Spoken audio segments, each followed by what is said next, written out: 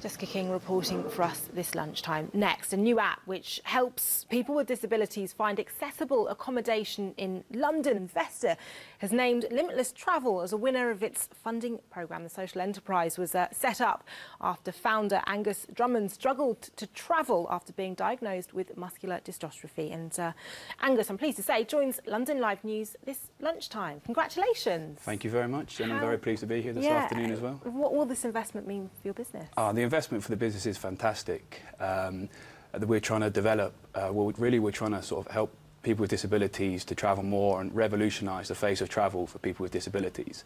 And we want to create a strong business out of this. But what the investment will enable us to do is to develop our business whilst making sure we can retain our social mission at its heart and never stray from that.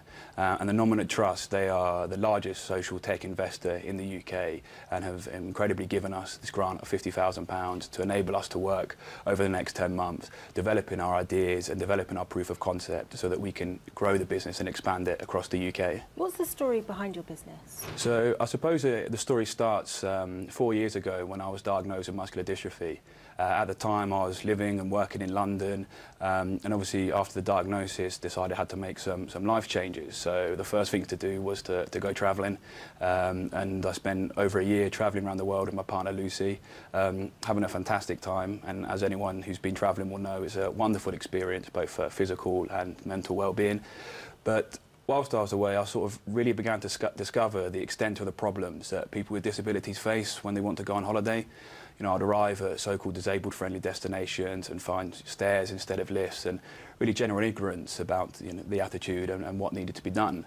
So as a result, I came up with the idea for Limitless Travel, and since coming back, I've done a lot of research into how we can solve the problem. And it started off with trying to write articles about far-flung destinations, but actually realised that the problem begins here at home in the UK, and particularly with London. With London being one of the biggest tourist destinations in the world and such a fantastic city, that we really wanted to enable people living here and also people who want to visit this city who have access requirements or impairments or disabilities, to help them to see as much of the city as possible.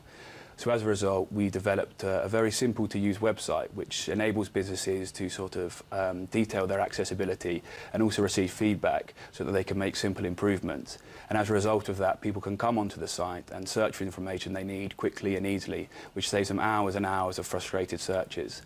Winning £50,000 to help build that business must be pretty nice. What will that mean for the future? Well, what it enables us is that we can actually concentrate on growing the business over the next 10 months. And the funding's really there to help us test our proof of concept. And that we're working with the Nominet Trust to be able to do that by testing it in London, so that we can work with accommodation providers across the city to really understand what it is, the problems they're facing, and how we can help solve these problems to help as many people as possible. And London's such a fantastic city. There's so much to do and to see, and our website's able to highlight some of these, and from places such as the British Museum to Tate Modern to Camden Lock Market and Brixton Village. And then once we've been able to test that, we could take it to other cities across the UK, but then into Europe and further afield, to really create a global guide of disabled travel, to really enable people to travel the world like never before. With that in mind, how does London compare when it comes to accessibility to other countries, to other cities around the world? I mean, I think the thing is with London, they've made a lot of effort and done a lot of things to help improve it. Unfortunately, due to the nature of the city, there are certain factors that will be very difficult to overcome. The tube, for example, is an obvious one. But there are ways around that, and I know TfL are making lots of commitments to improve that, and they recently launched a campaign to help improve accessibility and make people more aware of it. But what we're really trying to do is sort of showcase people's attitudes towards accessibility. I was recently actually at the Book of Mormon at the Prince of Wales Theatre, which is an old building and has quite difficult accessibility, but the staff's attitude there was exemplary, and they were able to show us to our seats and help us in any situation we required. So what we want to do is, even if people can't make drastic changes, it's really just trying to show people's commitment and show people's development.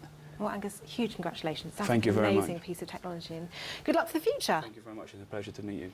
To other stories making headlines in the capital this lunchtime, to come after the break.